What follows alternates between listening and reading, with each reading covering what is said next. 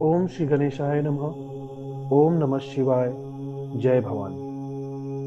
आइए आज हम शिव महापुराण के महात्म्य के पंच अध्याय का वर्णन करेंगे। शौनक जी सूत जी से कहते हैं कि हे महाभाग सूत जी, आप धन्य हैं। आपकी बुद्धि भगवान शिव में लगी हुई है। आपने कृपा पूर्वक यह शिव भक्ति को बढ़ाने वाली अद्भुत कथा हमें सुनाई। हे महामते, सदगति प्राप्त करने के बाद वहां जाकर चंचुला ने क्या किया और उसके पति का क्या हुआ, यह सब वृत्तांत विस्तार से हमें बताइए। सूत जी बोले, हे शौनक, एक दिन परमानंद में निमग्न हुई चंचुला ने उमा देवी के पास जाकर प्रणाम किया और दोनों हाथ जोड़कर वह उनकी स्तुति करने लगी। चंचुला बोली, हे गिरिराज नंदनी, हे स्कंद माता, मनुष्य ने सदा आपकी सेवा की है। समस्त सुखों को देने वाली हे शंभ प्रिय, हे ब्रह्म स्वरूपिणी, आप विष्णु और ब्रह्मा आदि देवताओं द्वारा सेव्य है। आप ही सगुणा और निर्गुणा भी आप ही हैं तथा आप ही सूक्ष्म सचिदानंद स्वरूपिणी आद्या प्रकृति है। आप ही संसार की सृष्टि, पालन और संहार करने वाली हैं। तीनों गुणों का आश्रय भी आप ही हैं।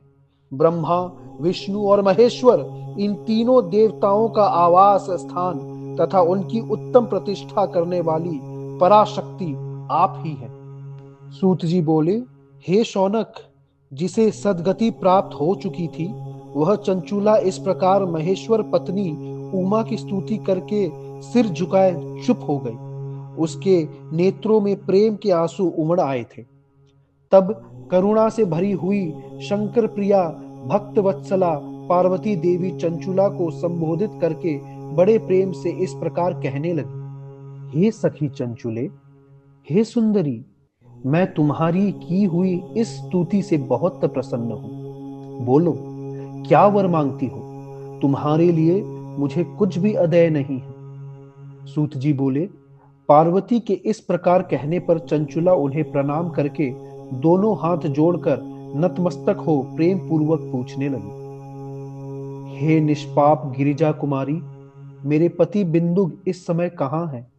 उनकी कैसी गति हुई है यह मैं नहीं जानती। कल्याणमयी दीन वत्सले, मैं अपने उन पति देव से जिस प्रकार संयुक्त हो सकूं, कृपा करके वैसा ही उपाय कीजिए। हे महेश्वरी, हे महादेवी, मेरे पति एक शूद्र जातीय वैश्या के प्रति आसक्त थे और पाप में ही डूबे रहते थे। उनकी मृत्यु मुझसे पहले ही हो गई थी। वे ना जाने किस गति को प्राप्त हुए हैं। सूत जी बोले, चंचुला का यह वचन सुनकर निति वत्सला हिमालय पुत्री देवी पार्वती ने अत्यंत प्रेम पूर्वक यह उत्तर दिया, हे सुते, तुम्हारा बिंदुक नाम वाला पति बड़ा पापी था। उसका अंतकरण बड़ा ही दूषित था। वैश्या का उपभोग करने वाला वह महामूढ़ मरने के बाद नरक में पड़ा। अगणित वर्षों तक नरक में नाना प्रकार के दुख भोग कर वह पाप आत्मा अपने शेष पाप को भोगने के लिए विंध्य पर्वत पर पिशाच हुआ है। इस समय वह पिशाच की अवस्था में ही है और नाना प्रकार के क्लेश उठा रहा है। वह दुष्ट वही वायु पीकर रहता है और सदा सब प्रकार के कष्ट सहता है। सूत जी बोले, हे शौनक, गौरी देवी की यह बात सुनकर उत्तम व्रत का पालन करने वाली वह चंचुला उस समय पति के महान दुख से दुखी हो गई। फिर मन को स्थिर करके उस ब्राह्मण पत्नी ने व्यथित हृदय से महेश्वरी को प्रणाम करके पुनः पूछा, हे महेश्वरी, हे महादेवी, मुझ पर कृपा कीजिए और दूषित कर्म करने वाले मेरे उस दुष्ट पति का अब उद्धार कर दीजिए। हे देवी, कुटिस्थ बुद्धि वाले मेरे उस पापात्मा पति को किस उपाय से उत्तम गति प्राप्त हो सकती है, यह शीघ्र बताइए। आपको नमस्कार है, नमस्कार है, नमस्कार है। सूत जी बोले, उसकी यह बात सुनकर भक्त वत्सला पार्वती जी की अपनी सखी चंचुला से प्रसन्न होकर ऐसा कहने लगी कि तुम्हारा पति यदि शिव पुराण की पुण्यमयी उत्तम कथा सुने तो सारी दुर्गति को पार करके वह उत्तम गति का भागी हो सकता है। अमृत के समान मधुर अक्षरों से युक्त गौरी देवी का यह वचन आदर पूर्वक सुनकर चंचुला ने हाथ जोड़कर मस्तक झुकाकर उन्हें बारंबार प्रणाम किया और अपने पति के समस्त पापों की शुद्धि तथा उत्तम गति की प्राप्ति के लिए पार्वती देवी से यह प्रार्थना की कि हे माँ, मेरे पति को शिव पुराण सुनाने की व्यवस्था होनी चाहिए। सूत जी बोले, उस ब्राह्मण पत्नी के बारंबार प्रार्थना करने पर शिव प्रिया गौरी देवी को बड़ी दया आई। उस भक्तवत्सला महेश्वरी गिरिजा कुमारी ने भगवान शिव की उत्तम कीर्ति का गान करने वाले गंधर्वराज तुम्बुरु को बुलाकर उनसे प्रसन्नता पूर्वक इस प्रकार कहा, मेरे मन की बातों को जानकर मेरे अभिष्ट कार्यों को सिद्ध करने वाले तथा शिव में प्रीति रखने वाले हे तुम्बुरु, मैं तुमसे एक बात कहती हूँ, तुम्हारा कल्याण हो। तुम मेरी इस सखी के साथ शीघ्र ही विंध्या पर्वत पर जाओ। वहां एक महाघोर और भयंकर पिशाच रहता है। उसका वृत्तांत तुम आरंभ से ही सुनो। मैं तुमसे प्रसन्नता पूर्वक सब कुछ बताती हूँ। पूर्व जन्म में वह पिशाच बिंदुक नामक ब्राह्मण था। वह मेरी इस सखी चंचुला का पति था, परंतु वह दुष्ट वैश्यगामी हो गया। स्नान संध्या आदि नित्य कर्म छोड़कर वह अपवित्र रहने लगा। क्रोध के कारण उसकी बुद्धि पर मूढ़ता छा गई थी। वह कर्तव्य का विवेक नहीं कर पाता था। अभक्षय भक्षण, सज्जनों से द्वेष और दूषित वस्तुओं का दान लेना, यही उसका स्वाभाविक कर्म बन गया था। वह अस्त्र शस्त्र लेकर हिंसा करता, बाएं हाथ से खाता, दीनों को सताता और क्रूरता पूर्वक पराये घरों में आग लगा देता था। वह चंडालों से प्रेम करता और प्रतिदिन वैश्या के संपर्क में रहता था। वह बड़ा दुष्ट था। उस पापी ने अपनी पत्नी का परित्याग कर दिया था और वह दुष्टों के संग में निरत रहता था। उसने वैश्या के कुसंग से अपने सारे पुण्य नष्ट कर लिए और धन के लोभ से अपनी पत्नी को निर्भय करके व्यभिचारिणी बना डाला। वह मृत्यु पर्यंत दुराचार में ही फंसा रहा। फिर समय आने पर उसकी मृत्यु हो गई। वह पापियों के भोग स्थान घोर यमपुर में गया और वहां बहुत से नरकों के भोग। वह दुष्ट आत्मा इस समय विंध्या पर्वत पर पिशाच बना हुआ है। वहीं पर वह दुष्ट पिशाच अपने पापों का फल भोग रहा है। तुम उसके आगे यत्न पूर्वक शिव पुराण की उस दिव्य कथा का प्रवचन करो, जो परम पुण्यमयी तथा समस्त पापों का नाश करने वाली है। उत्तम शिव पुराण की कथा के श्रवण से उसका हृदय शीघ्र ही समस्त पापों से शुद्ध हो जाएगा और वह प्रेत योनि का परित्याग कर देगा। दुर्गति से मुक्त होने पर उस बिंदुक नामक पिशाच को मेरी आज्ञा से विमान पर बिठाकर तुम भगवान शिव के समीप ले आओ। सूत जी बोले, हे सौनक, महेश्वरी उमा के इस प्रकार आदेश देने पर गंधर्वराज तुम्बुरु मन ही मन बड़े प्रसन्न हुए और उन्होंने अपने भाग्य की सराहना की।